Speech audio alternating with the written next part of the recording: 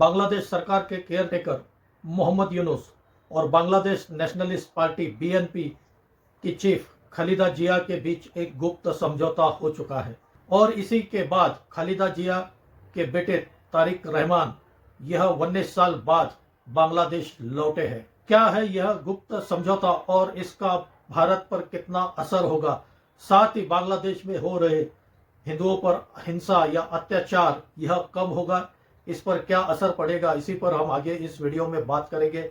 आपसे अनुरोध है मेरा यह वीडियो आखिर तक देखिए, अच्छा लगे तो इसे लाइक करें, शेयर करें और मेरे इस चैनल को सब्सक्राइब करें। नमस्कार दोस्तों, मैं राजेंद्र दायबा आपका स्वागत करता हूं मुंबई टुडे लाइव चैनल में। दोस्तों, मेरे इस चैनल की आप मेंबरशिप भी ज्वाइन कर सकते हैं। हम जनवरी 2026 से लाइव आने वाले हैं। यह सिर्फ मेंबर्स के लिए ही होगा और इसमें आप हिस्सा ले सकते हैं, इसलिए आपसे अनुरोध है मेरे इस चैनल की आप मेंबरशिप अवश्य ज्वाइन करें। जुलाई 2024 में बांग्लादेश में चुनी हुई शेख हसीना की सरकार का तख्ता पलट किया गया और शेख हसीना को बांग्लादेश छोड़कर भारत भागकर आना पड़ा, भारत में शरण लेना पड़ा और उसी के बाद वहां बांग्लादेश में परिस्थितियां नाजुक बनी हुई है। बांग्लादेश तब से अस्थिर है।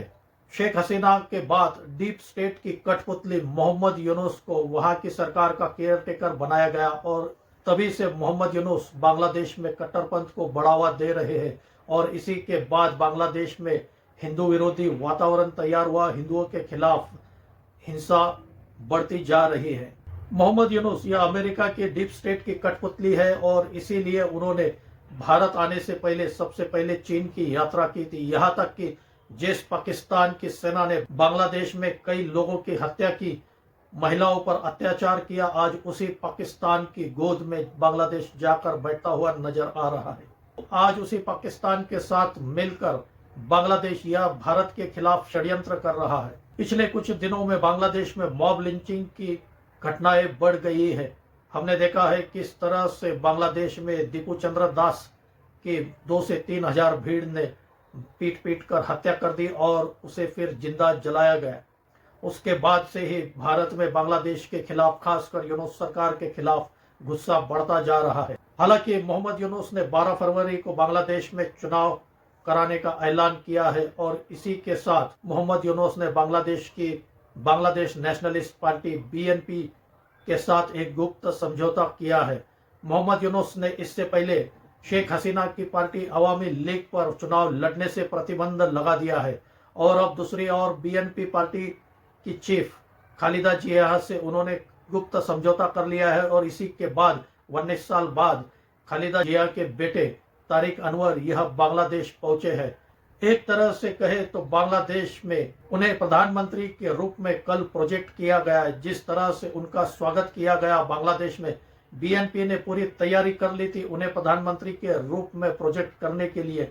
लाखों लोगों को पूरे बांग्लादेश से ढाका में बुलाया गया और करीब 5 किलोमीटर का रोड शो कराया गया। तारिक अनवर ने इस समय एक रैली को भी संबोधित किया। इस रैली में करीब 7 से 8 लाख लोग मौजूद थे। तारिक अनवर ढाका पहुंचने के बाद सबसे पहले मोहम्मद यूनुस को फोन कर धन्यवाद देते हैं। उन्होंने जो उनकी सुरक्षा की व्यवस्था की, इसलिए वो मोहम्मद यूनुस का धन्यवाद देते हैं।